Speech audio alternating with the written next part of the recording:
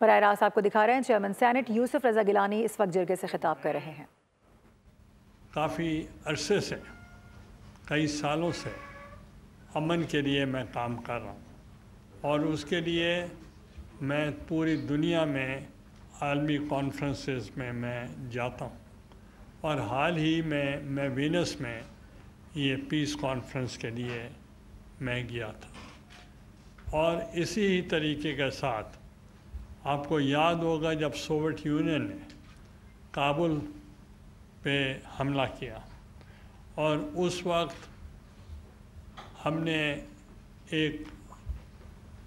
کہا گیا کہ جہاد ہے، ہم نے جہاد کی،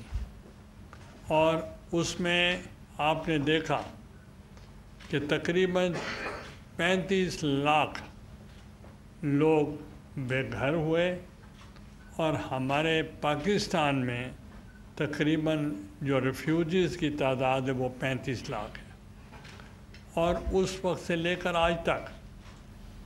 آپ کو یاد ہوگا کہ وہ افغان بھائی بہنیں ہماری جو بچے تھے وہ یہاں تشریف لائے پاکستان میں، ہمارا برادر ممالک ہے، ہم نے ان کو ویلکم کیا، اور ان کے لیے جو لوگ آئے انہوں نے تعلیم یہیں حاصل کی، ان کی شادیاں یہیں ہوئیں، ان کا کاروبار یہیں ہے، اور دنیا ان کو بھول چکی ہے۔ ہم جب ملتے ہیں سفرا سے، جب پوچھتے ہیں کہ آپ کا وعدہ تھا کہ ہم اپنے ممالک میں ان کو آباد کریں گے، تو وہ کہتے ہیں کہ جی ہم کر رہے ہیں، کوئی کہتا ہے ہم 20,000 بندے لیں گے، کوئی کہتا ہے 25,000 لیں گے، مگر دنیا بھول چکی ہے۔ ہماری جو قربانیاں تھیں، ہماری جو امن کے لیے ہم نے بات کی، وہ اب ان کو یاد نہیں ہے۔ اسی طریقے کے ساتھ آپ کو یاد ہوگا کہ جب میں وزیر اعظم بنا اس وقت ہم نے سوات مالاکنڈ اور ساؤتھ وزیرستان میں ایک آپریشن کیا، مگر وہ ہم نے اکیلا نہیں کیا، ہم نے تمام پولیٹیکل پارٹیز کو، تمام انتظامیہ کو، اسٹیبلشمنٹ کو، اور آپ کے جو مشیران تھے، مشاورت کے ساتھ، آپ کے تعاون کے ساتھ ہم نے وہ آپریشن کیا، اور 25 لاکھ لوگ بے گھر ہوئے جن کو انٹرنلی ڈسپلیسڈ پرسن کہتے ہیں، اور وہ 25 لاکھ لوگ آپ کی مدد سے،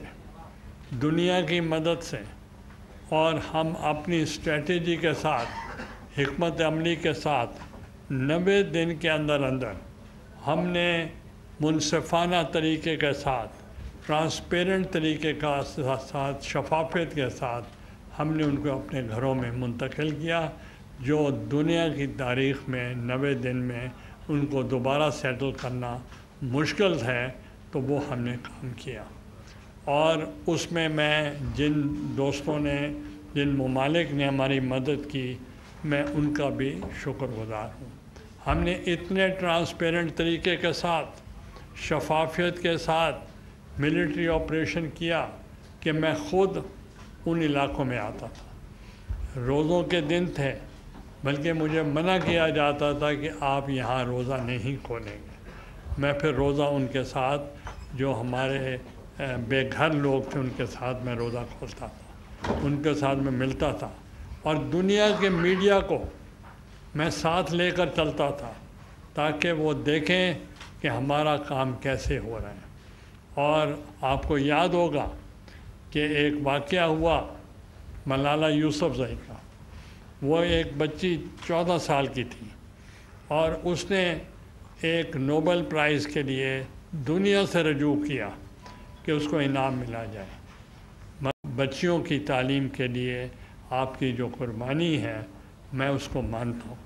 جب میں نے اس 14 سالہ بچی کو میں نے ایوارڈ دیا، 3 سال بعد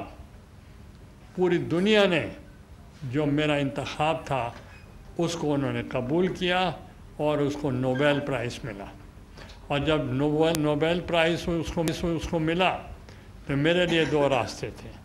ایک راستہ تھا کہ میں طالبان اور القاعدہ سے ڈر جاؤں اور میں اس کی تقریب کے میں شامل نہ ہوں۔ انہوں نے مجھے دعوت دی، ناروے والوں نے، اوسلو والوں نے، کہ آپ جو ملالہ کی لسٹ ہے اس گیسٹ لسٹ میں آپ کا نام ہے، تو آپ آئیں گے؟ تو میرا بیٹا اس وقت اغوا تھا اور آپ سب کو پتہ ہے، اور وہ اس وقت اس کو القاعدہ اور طالبان نے اس کو رکھا ہوا تھا پاتی کا صوبہ جو ہے وہ افغانستان کا، اور وہاں ملٹری آپریشن کے بعد وہ 3 سال کے بعد برآمد ہوا، مگر اس دوران یہ واقعہ پیش آیا اور میں نے پریفر کیا کہ میں دنیا کے ساتھ امن میں کھڑا ہو جاؤں، اور میں ان کے طالبان کے خوف سے اور اپنے بچے کی وجہ سے میں یہ نہ ہو کہ میں نہ جا سکوں، اور میں گیا اور میں نے شمولیت کی۔ تو اس لیے امن جو ہے اس کا مقصد یہ نہیں کہ جنگ نہ ہو، جنگ نہ ہونا امن نہیں ہے، انصاف ہونا امن ہے۔ اگر انصاف نہیں ہوگا تو امن نہیں آئے گا۔ تو اس لیے آج گورنر صاحب نے مجھ سے یہ کہا تھا کہ میں آپ عمائدین سے ملوں، ایکسپارٹا کے جو مرش والے ڈسٹرکٹس ہیں ان کے دوستوں سے میں ملوں، ان کی ایف سی سے میں ملوں، تو میں نے آج آپ کو مدعو کیا ہے۔ تو اس لیے آج آپ کی جو باتیں سنی ہوئیں سرتاج کمیٹی کے بارے میں یا امیر مقام کی کمیٹی کے بارے میں یا جو آپ کے مسائل ہیں، تو میں سمجھتا ہوں کہ اس کے 2 پہلو ہیں۔ ایک تو پہلو یہ ہے کہ حکومت وقت اس کا فرض ہے کہ ملک میں امن ہو، اور اس وقت جو سب سے زیادہ مسائل ہیں وہ آپ کے بارڈر پہ ہیں، افغانستان کے بارڈر پہ یا انڈیا کے بارڈر پہ۔ تو اس لیے ہم چاہتے ہیں کہ آپ کی بہت قربانیاں ہیں۔ میرے جو بزرگ تھے انہوں نے پاکستان بنانے میں بہت خدمات دی، بہت کم لوگوں کو پتہ ہے، اور میرے والد مرحوم خود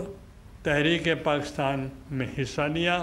اور 1940 کی قرارداد پہ ان کے دستخط تھے، اور انہوں نے اور ہمارے بزرگوں نے بھی قائد اعظم محمد علی جناح صاحب سے مل کے انہوں نے پاکستان کی تحریک میں حصہ لیا۔ تو اسی طریقے سے وہ تحریک نامکمل ہوتی اگر آپ کا ساتھ نہ ہوتا۔ آپ نے ساتھ دیا، آپ نے ساتھ دیا،